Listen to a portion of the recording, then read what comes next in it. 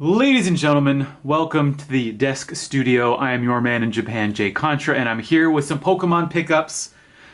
I've added significantly to my collection. Well, I guess not super significantly, but definitely to my booster pack collection. Something I'm trying to do is get a booster pack of every set in Japanese, and I thought I'd show you some of the cool items that I picked up. I picked these up in the Nakano Broadway in Tokyo. There is a Mandarake there, but also there is a shop on the first floor called, I believe, Amenity Dream, and it had some of the cheapest prices I've ever seen on booster packs. All of these are the modern, sort of everything printed after Ultra Sun and Ultra Moon, the Ultra Prism sets.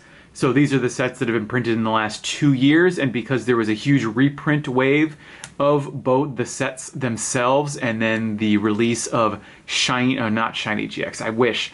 What was that one? Tag All-Stars. These booster packs have really plummeted in value, and while I was able to find these for about $1.20 at some other shops, I was actually able to buy some of these booster packs, especially the really old ones, like Sky Legend, for example. I think I was able to pick it up for about 80 yen, so that would have been about 80 cents if you include the tax.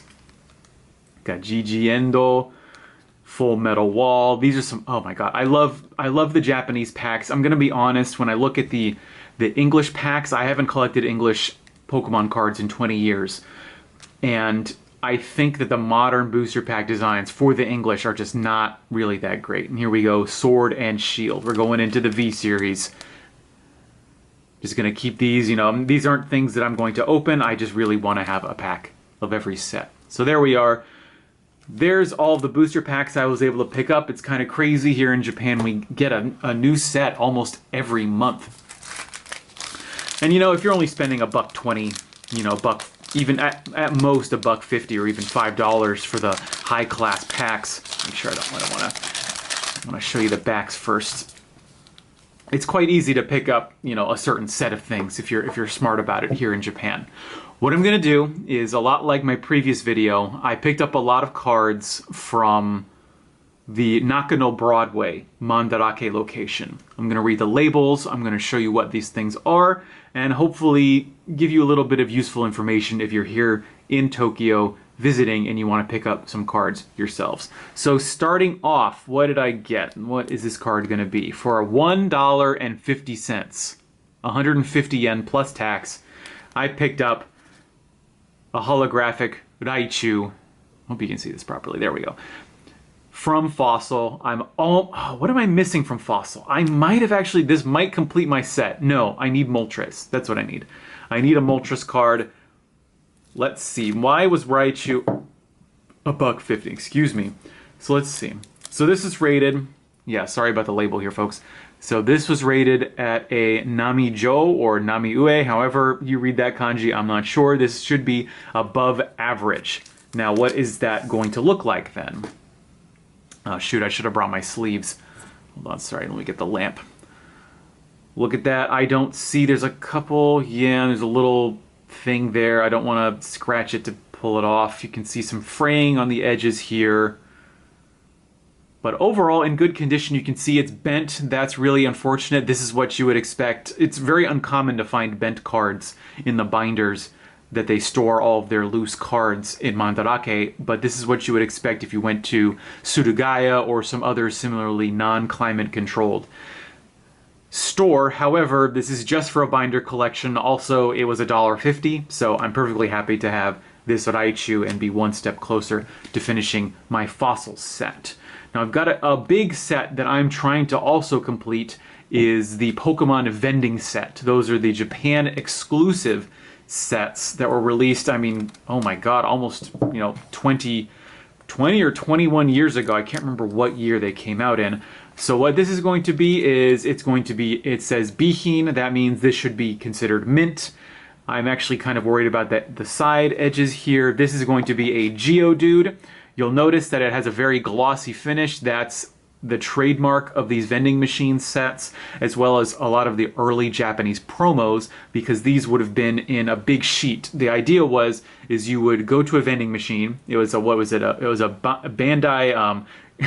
The proper pronunciation is kadasu, like it means like card coming out, or it's spelled card ass, depending on how you want to say it.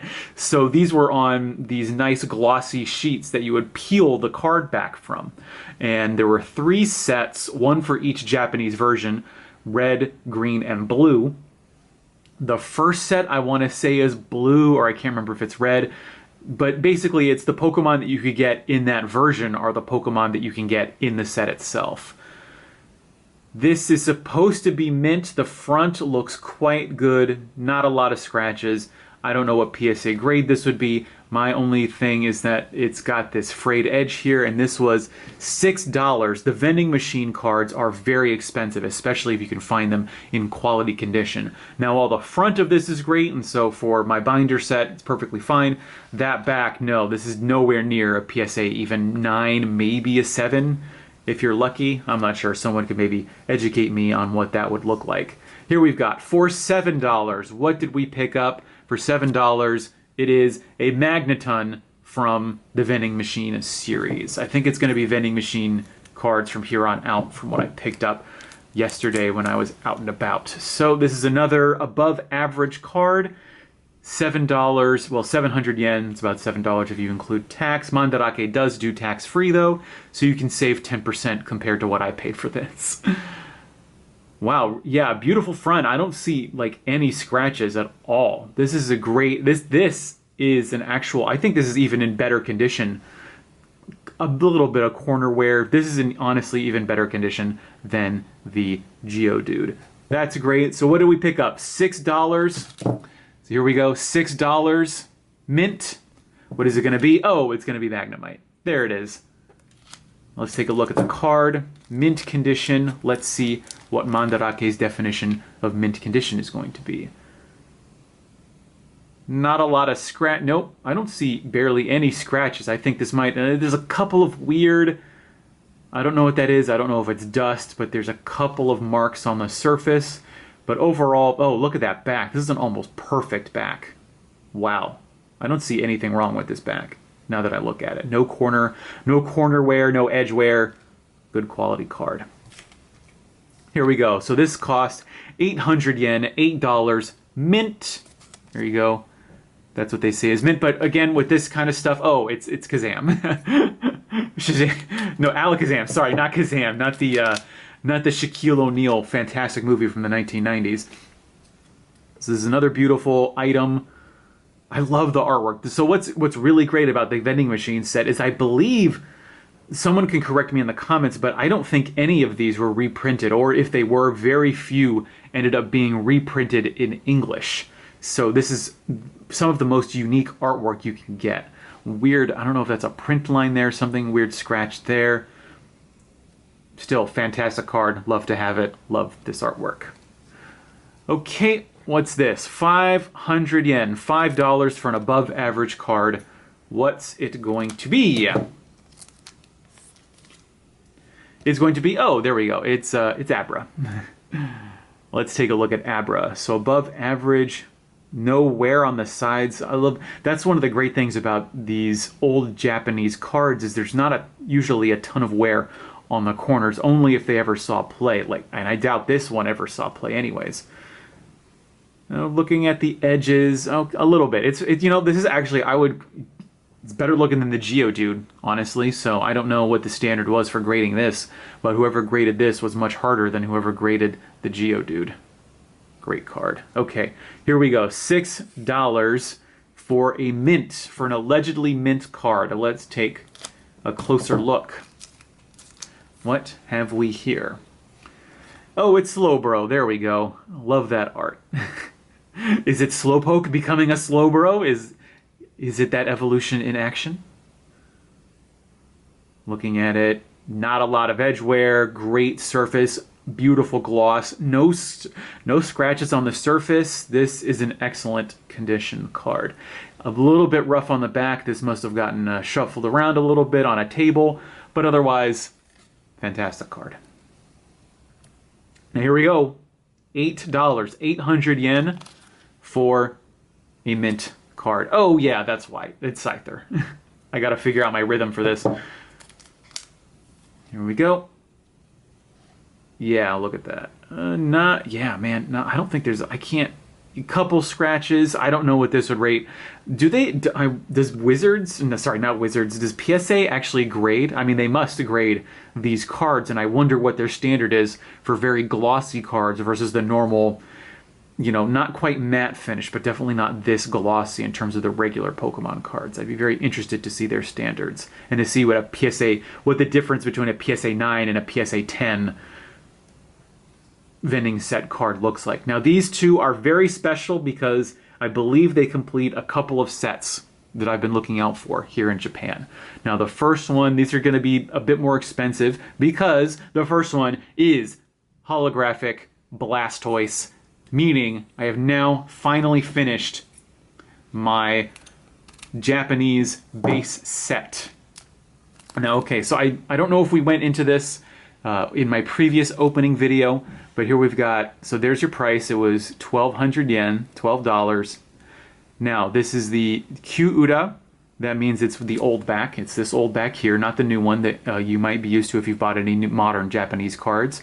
This is the first expansion. It's the Japanese base set, and it is the reprint because it has the rarity indicator on the bottom right. Now, let's see. It was rated at above average.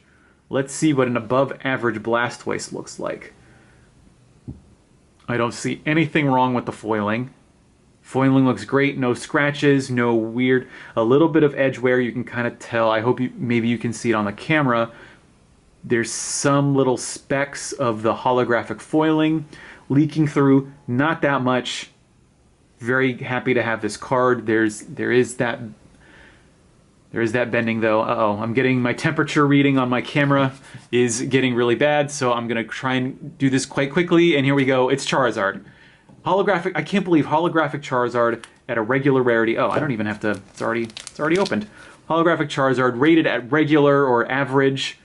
Let's take a real quick look, because I don't want this to overheat. There's a scratch there, scratch there. It's not something I would send to PSA in order to get graded.